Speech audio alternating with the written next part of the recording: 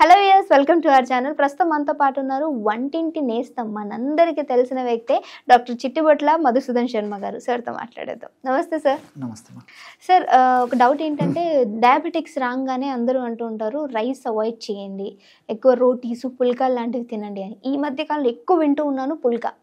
అంటే ఇది ఏ ఫామ్లో తీసుకోవాలి అంటే చాలా ఆటాస్ అనేవి మనం వాడుతూ ఉంటాం, ఇందులో పిండి పదార్థాలు చాలా వాడుతూ ఉంటాం. అసలు దేంతో ఏ ఫార్మేషన్లో పుల్కా అనేది తీసుకుంటే మంచిది అంటారు? చాలా మంచి ప్రశ్న వేశారమ్మా.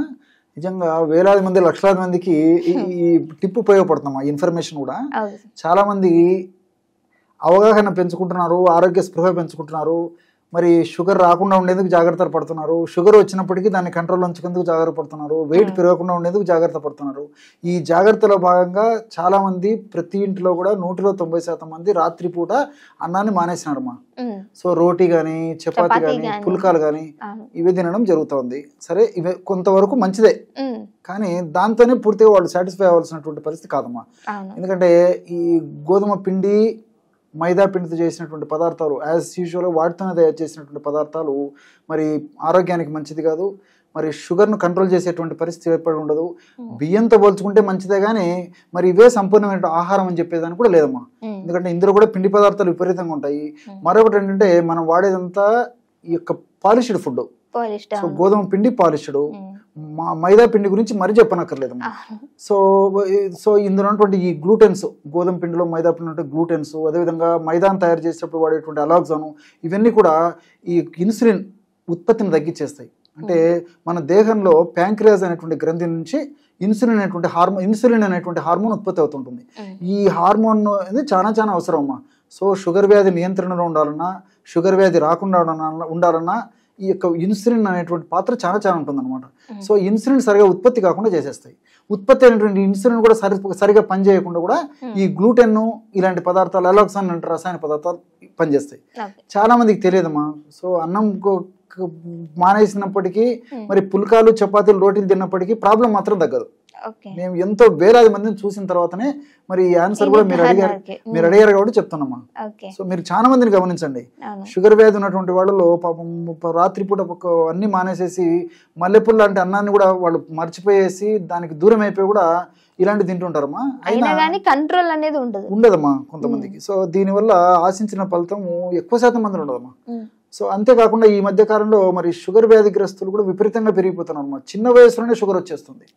సో చిన్న వయసులో షుగర్ రాకుండా ఉండాలన్నా, షుగర్ వ్యాధి కంట్రోల్లో ఉండాలన్నా, షుగర్ వ్యాధి వల్ల ఉపద్రవాలు రాకుండా ఉండాలన్నా, ఇంగ్లీష్ మందుల వాడకం బాగా తగ్గించేసేసి వాడి యొక్క సైడ్ ఎఫెక్ట్స్ బాగా తక్కువగా ఉండాలన్నా మంచి రోటీ చెప్తాను చూడండి మా.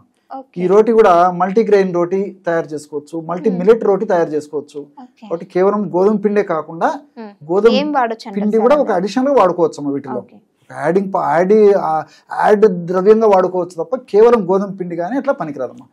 సో గోధుమ పిండి గోధుమలను ఏదో ఒక రూపంలో కలిపేసి పిండి తయారు చేసుకుని వాడుకోవచ్చు. మల్టీగ్రెయిన్ పిండి మనకు దొరుకుతుంది.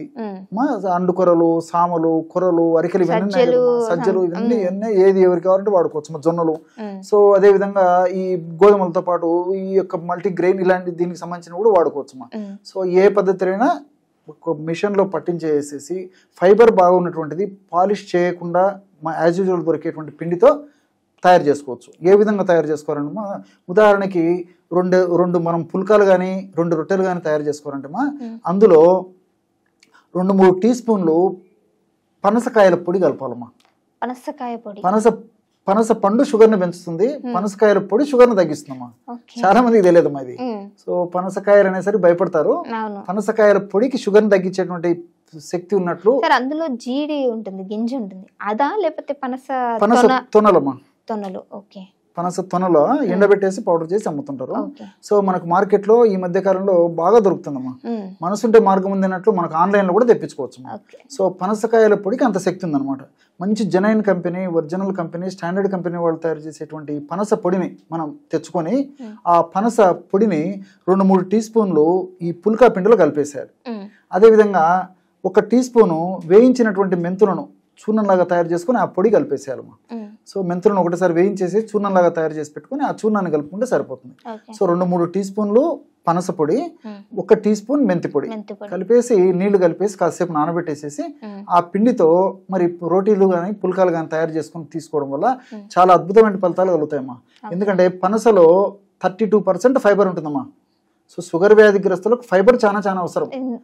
విపరీతంగా ఫైబర్ ఉంటుంది. సో ఎప్పుడైతే ఫైబర్ ఇందులో ఎక్కువ ఉంది కాబట్టి మనం తీసుకున్నటువంటి ఆహార పదార్థాలైనటువంటి ఈ యొక్క కార్బోహైడ్రేట్స్ పిండి పదార్థాలను త్వరగా జీర్ణం కాకుండా త్వరగా షుగర్ కింద కన్వర్ట్ కాకుండా ఉండేందుకు ఫైబర్ చాలా చక్కగా ఉపయోగపడుతుంది. అంతేకాకుండా ఈ యొక్క కొవ్వు పదార్థాలు కూడా త్వరగా పేగులు పీల్చుకోకుండా ఉండేందుకు కూడా ఫైబర్ ఉపయోగపడుతుంది. సో మల్టిపుల్ బెనిఫిట్స్ ఉంటాయి. అంతేకాకుండా ఈ పనస పొడిలో ఆంథోసైనిన్స్ అని చెప్పేసి రసాయన పదార్థాలు ఉంటాయమ్మా. ఈ ఆంథోసైనిన్స్ అనేటువంటి రసాయన పదార్థాల గుణం ఏంటంటే మన బాడీలో ఇన్సులిన్ అనేటువంటి ఒక హార్మోను రక్తంలో బాగా ఉన్నప్పటికీ సమర్థవంతంగా పనిచేయనప్పుడు రక్తంలో విపరీతంగా పెరిగిపోతుంటుంది షుగర్. ఇన్సులిన్ బాగా ఉత్పత్తి అవుతుంటుంది, రక్తంలో బాగా ఉంటుంది, కానీ అది పనిచేయదు. దాన్నే ఇన్సులిన్ రెసిస్టెన్స్ అంటారు అనమాట. సో ఇన్సులిన్ రెసిస్టెన్స్ తగ్గించేసి ఇన్సులిన్ సెన్సిటివిటీని పెంచేందుకు పనసలో ఉన్నటువంటి ఆంథోసైనిన్స్ అని చెప్పేసి రసాయన పదార్థాలు ఉపయోగపడతాయి. ఇవి ఎలా ఉపయోగపడతాయి అంటే రక్తంలో ఉన్నటువంటి ఈ షుగర్ని కణంలోకి చకచక వెళ్ళిపోవాలన్నమాట. అప్పుడే రక్తంలో షుగర్ కంట్రోల్ అవుతుంది. సో చాలా మందిలో ఏం జరుగుతుంది, రెసిస్టెన్స్ ఉన్నటువంటి వాళ్ళలో కణంలోకి షుగర్ పోదు, రక్తంలో ఉంటుంది కానీ కణాల్లోకి పోదు అనమాట. సో ఎక్కువగా ఇక్కడ జామ్ అయ్యేసరికి విపరీతంగా విరిగిపోతుంది. సో ఈ ఆంథోసైనిన్స్ ఏం చేస్తాయంటే కణంలోకి త్వరగా ప్రవేశించేట్టు చేస్తాయమ్మా. సో ఇన్సులిన్ సెన్సిటివిటీని పెంచుతాయి అనమాట. సో ఈ విధంగా ఉపయోగపడుతుంది. అదేవిధంగా మెంతుల గురించి ప్రత్యేకంగా చెప్పనక్కర్లేదు. ఇన్సులిన్ ప్రొడక్షన్కు చక్కగా ఉపయోగపడుతుంది. అదేవిధంగా ఇన్సులిన్ సెన్సిటివిటీ పెంచేందుకు యొక్క మెంతులు ఉపయోగపడతాయి. మరొక ప్రయోజనం దీనివల్ల ఏంటంటే మెంతులు సర్వసాధారణంగా చేదు ఉంటాయి. మనం మెంతి రొట్టె తినాలంటే కొంతమంది ఫీల్ అవుతారు, మా చేదుకు తినాలంటే మనసు ఒప్పదు, వ్యాధి ఉన్నప్పటికీ భరిస్తుంటారు కానీ మెంతులు ఆ చేదు తినాలంటే తినలేరు. మనం ఈ ఇందులో కలిపేసి పుల్కాలుగా తయారు చేసుకుని కాస్త అది తెలియదు, టేస్టే తెలియదు. ఎగ్జాక్ట్లీ చెప్పారు, మంచి రుచి వస్తుందమ్మా. ఈ మెంతుల యొక్క చేదు రుచి కూడా తెలియకుండా ఉండేందుకు ఉపయోగపడుతుంది. తృప్తికరంగా తిన్నామనేటువంటి సాటిస్ఫాక్షన్ కూడా ఉంటుంది. రిజల్ట్ ఉంటుంది. కాబట్టి మరి డయాబెటీస్ ఉన్నటువంటి వాళ్ళు కానీ చిన్న వయసులో డయాబెటిక్ వచ్చేటువంటి టెండెన్సీ ఉన్నటువంటి వాళ్ళు కానీ మరి రోజు ఈ పద్ధతిలో మరి పుల్కాలు తయారు చేసుకుని వాడుకోవడం వల్ల చాలా చక్కటి ఫలితాలు కలుగుతాయమ్మా. Okay, thank you so much sir. మంచి ఇన్ఫర్మేషన్ ఇచ్చారు. ఎందుకంటే డయాబెటిక్ వాళ్ళకి ఈ మధ్య ఏది తిన్నా సరే రియాక్ట్ అవుతుంది కాబట్టి ప్రతిదానికి బాధపడిపోయే వాళ్ళకి ఇది చాలా చక్కగా ఉపయోగపడుతుంది. Thank you sir. నమస్తే.